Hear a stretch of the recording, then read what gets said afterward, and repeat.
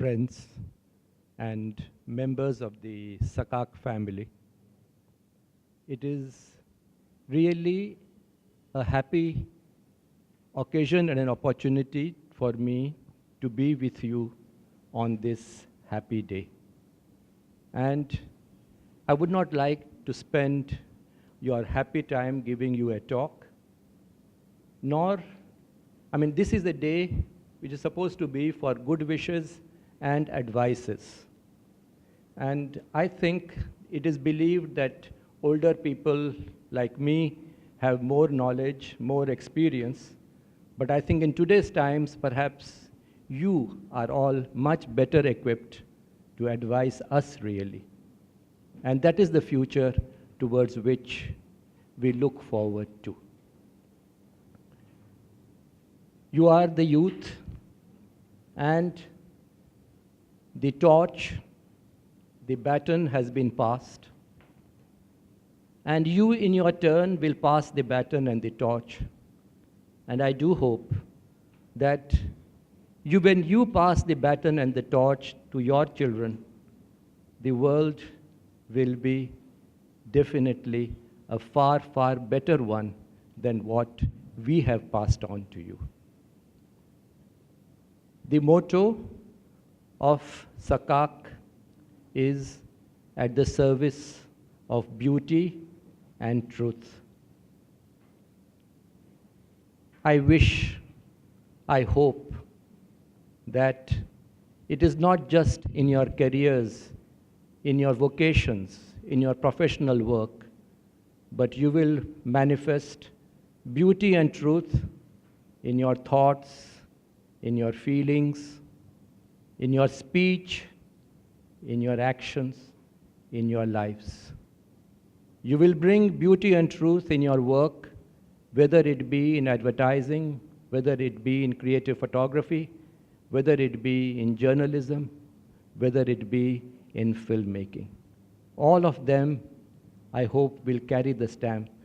And it is with that hope that we send you forth in the world today. But along with all of these, I feel that Sakak has another dimension, and perhaps this would be an opportune moment to mention to you about that dimension.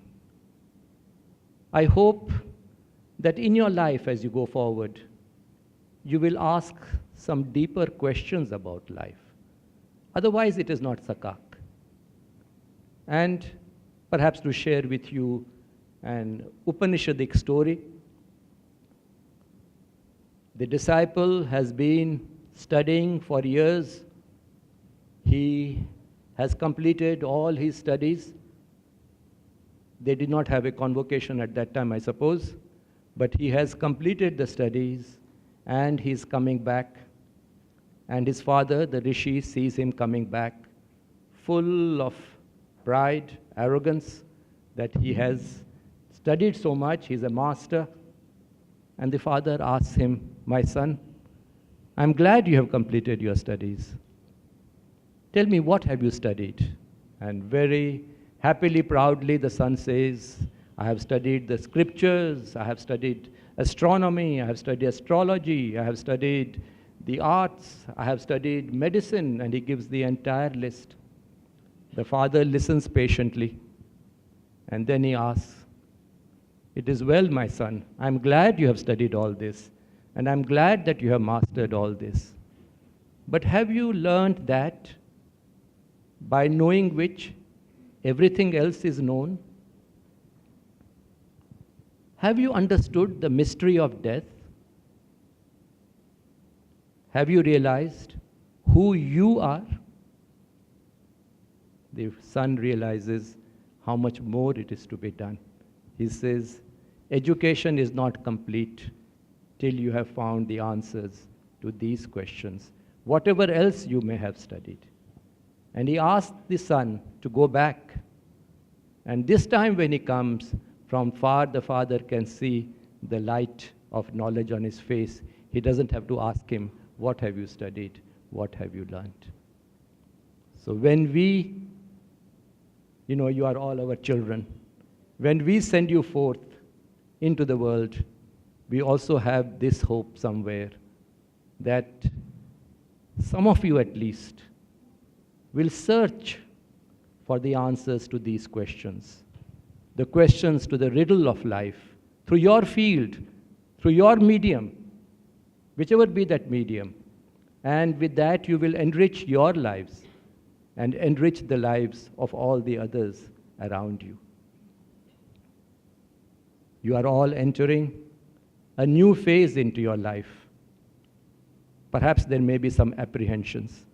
What does it hold for you? What does the future hold for you? It's natural. And what shall I wish you on this happy day? Life is never going to be easy. It is not going to be full of roses. And I don't think I would even like to wish you that your life be full of roses. But what I would like to wish you is that you have the strength, the inner strength, to meet those challenges which life throws at you. That you shine out wherever you may be. That you put an ideal before you which is beyond and greater than yourself, that you get linked up. You hitch your wagon to a star, and that you help in making this world a little more beautiful, a little more truthful, a little more happy, a little more harmonious. That is our dream for all of you. That is our aspiration for all of you. Then it would be that when we see your lives in the future, you will make us proud. You will make Sakak proud. You will make India proud. We will have the joy and satisfaction that perhaps in a small way we contributed to that. We contributed to making what you are today. We contributed in helping you to make the world what it can and it must be. So these are our good wishes. These are our hopes. These are our dreams for you. This is a new journey, a new chapter. It is not the end of an association. I don't think the association with Sakak can ever end.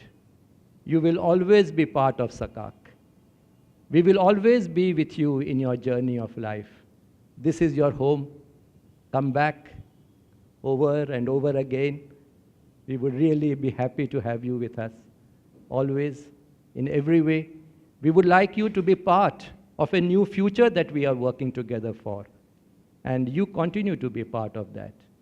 And with those good wishes, I really invoke the divine grace and blessings on you for a beautiful, very beautiful future.